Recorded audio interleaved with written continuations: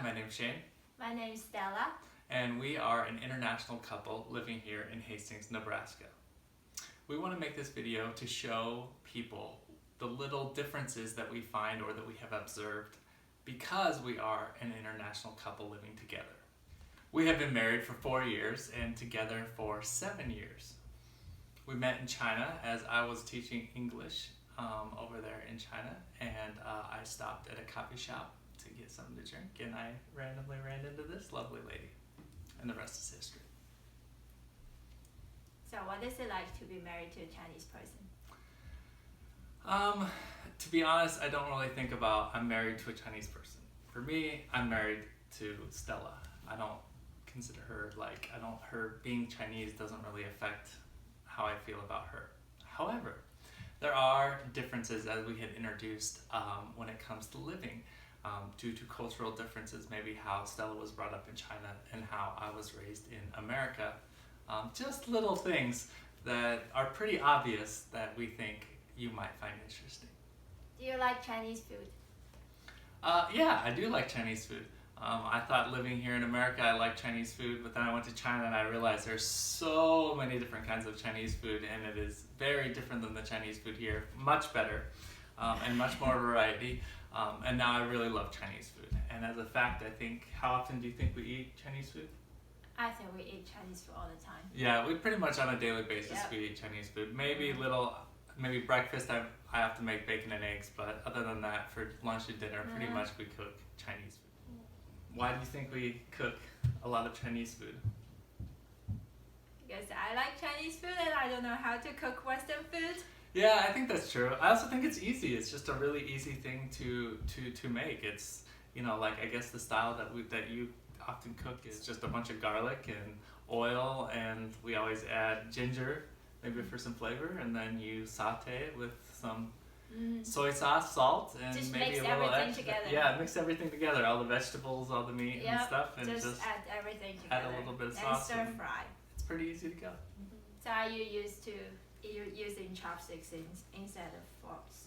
Yeah, definitely. I even find myself using chopsticks now with American food. Many American food that I eat or cook, I often find myself using chopsticks just because I think they're very handy. When I first moved to China, I considered myself using chopsticks, but like American style, where I couldn't really use them very well, but I could use them because that's what we say. However, when I first moved, I insisted on learning how to use them properly. And I remember when I was at my school, a lot of my colleagues would ask me, like, hey, can we get you a fork? Do you need a knife or a spoon? And I'd be like, no, I'm going to learn how to use chopsticks. And it's been a very good, useful tool that I've used, that I continue to use even here in America. And I'm very glad I learned how to use them. What are some things you think that are Chinese that we've adapted here? Oh, hot water. You guys always have to have hot water. Chinese people can't have cold water because cold water is, I don't know if it's not healthy, but they don't use ice. Like in China, it's almost impossible to find ice at a restaurant anywhere. It's just not available. They always have hot water and lukewarm water. And when you even like in America, we have our cold water jugs, those big Culligan gallon jugs. They have like really cold water and then room temperature water. In China, they have room temperature water and hot water because we have to have hot water. So almost every household always has a hot water heater, and we definitely have and use our hot water heater quite frequently. They use hot water to sterilize all their utensils before they use them, just to make it clean. When you go to a restaurant, they automatically give you your plates and your stuff, and then they put the hot water on the table for everyone to sterilize. So that's something we started to do when we came back to America, but actually we've stopped doing it less and less. I think she's becoming Americanized. All right. What about having guests in your house? Yeah. In China, whenever you go to a Chinese person's home, you come in the door and you take off your shoes. And that's common in America, that we often take off our shoes as well. But they always give you sandals or like slippers that you wear inside the house. So it's like instantly you come in the door, you take off your shoes, and then they like instantly have sandals for you to wear. In our house here, even though We don't necessarily have a lot of guests, so we don't offer tea, but even in our home, we always take off our shoes when they come in the door and, you know, put on our slippers. Because your shoes are dirty, you have to leave your shoes outside. Yes. Which is understandable, but you still have to wear slippers. Mm-hmm. Your socks are, I guess, dirty too. Yeah. No, not just like that, because your socks are clean, and we can't make sure the floor inside is clean. So, you know, you leave the dust outside, and then inside you still have to keep your feet clean and put on slippers. I see. So I see. that's why. On both sides. Yep. So a major difference I think that we have observed is when it comes to bedtime rituals. So first off, in China, they always shower before they go to bed. They don't shower in the morning, where traditionally in the West, not everybody, but traditionally a lot of people shower in the morning. In China, almost everybody showers at night. And part of that is because your bed is considered a clean place where you should go to bed like clean and things. So as a result, if you wear clothes that you have worn outside the house, those clothes are not allowed to be worn in bed. Even if you're going to take a nap, you need to put on nap clothes because the bed needs to be clean.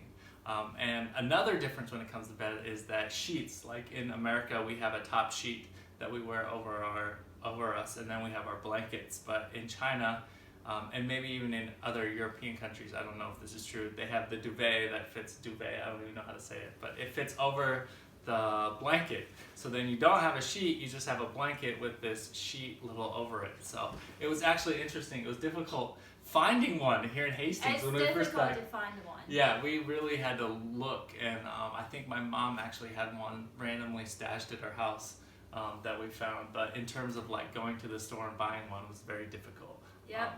And part of the reason is because we do live in a town of only 25,000 people. So, but yeah, it was difficult to find that.